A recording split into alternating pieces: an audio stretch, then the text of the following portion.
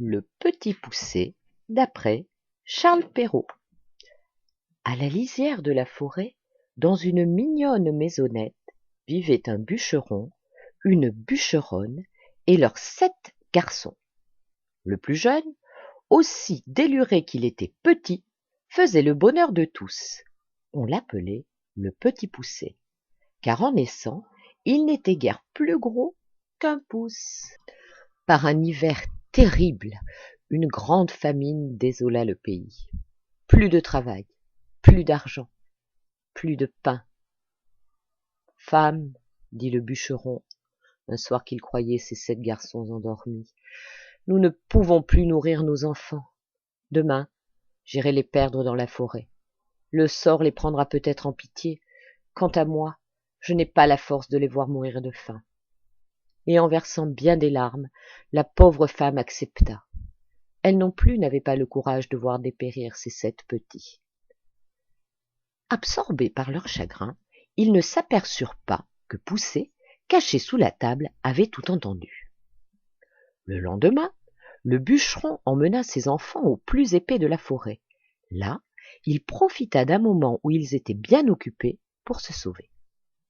Quand ils se virent seuls, les 6 aînés se mirent à pleurer et crier. « Ne pleurez point, nos frères, dit alors Petit Poucet, je saurai bien vous ramener. » De bon matin, le malin petit bonhomme avait fait provision de cailloux blancs afin de les semer tout le long du chemin. Ainsi, il n'avait plus qu'à les suivre pour retrouver la route parcourue, ce qu'il fit. En approchant du logis, les enfants entendirent leurs parents se lamenter. « Pourquoi avons-nous perdu nos chers petits? Maintenant que le seigneur du pays nous a donné du travail pour 10 écus, nous pourrions les nourrir. Mais comment les retrouver? »« Nous voilà, nous voilà !» crièrent les 7 garçons. Et la bûcheronne versa bien encore quelques larmes ce soir-là, mais des larmes de joie. Les 10 écus s'épuisèrent, hélas, et la famine sévissait toujours.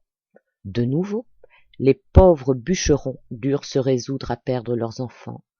Et de nouveau, Poucet, qui avait tout entendu, voulut sortir de bon matin pour ramasser des cailloux. Mais la porte était fermée et la clé demeura introuvable.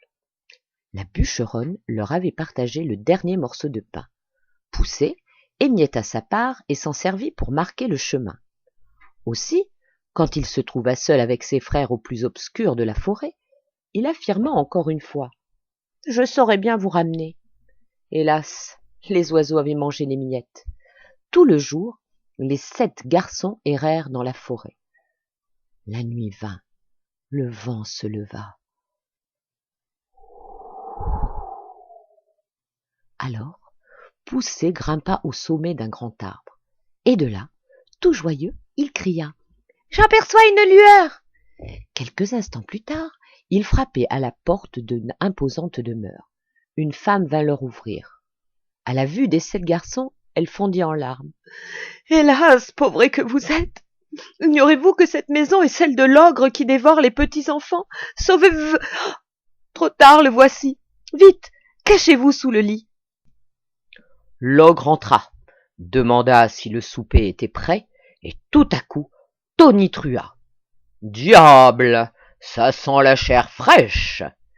Ayant dit ces mots, il alla droit au lit et dénicha les 7 frères qui tremblaient de tous leurs membres. « Ah, maudite femme, tu croyais donc me tromper? Va me quérir le grand couteau. »« Ah bah, répondit la femme, s'efforçant de prendre un air badin, vous aurez le temps demain, ils n'en seront que plus frais. » L'ogre voulut bien admettre ce raisonnement. Il ordonna à sa femme de coucher les 7 garçons. Après quoi, il vida force tonneaux et alla se coucher tout à fait gris. Poucet, lui, veillait. Dans le grand lit, à côté de celui qu'il occupait avec ses 6 frères, dormaient les 7 filles de l'ogre. 7 petites ogresses dont l'appétit avait déjà triste réputation, 7 méchantes créatures portant 7 couronnes d'or. À minuit, craignant que l'ogre ne se ravisât et ne se relevât pour les égorger, Poucet prit les bonnets de ses frères et le sien, et doucement les échangea contre les couronnes des jeunes ogresses. Bien lui en prit, car, en effet, il arriva ce qu'il avait prévu.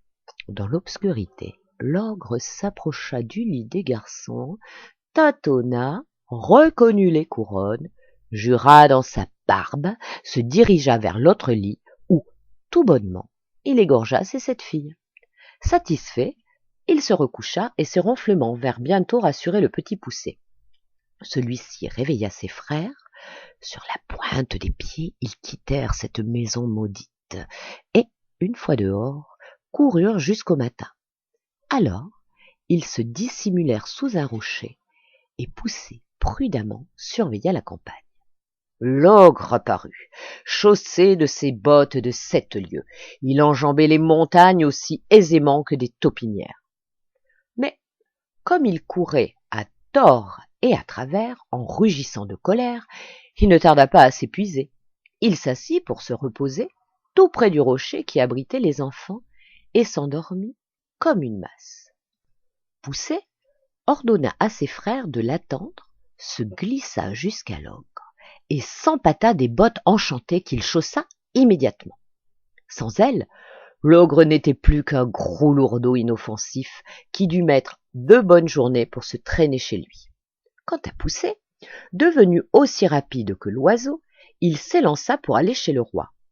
En route, il passa par-dessus l'armée du souverain, fort occupé à gagner une grande bataille.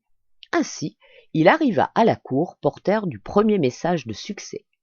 Le roi, ravi, l'engagea comme messager extraordinaire en lui offrant de superbes appointements. Poucet accepta de grand cœur. Sans perdre un instant, il retourna chercher ses frères et les reconduisit à la maison, qu'il trouva sans peine grâce aux bottes de 7 lieues. Vous devinez la joie des pauvres bûcherons qui retrouvèrent leurs 7 garçons et n'eurent plus jamais à craindre la misère.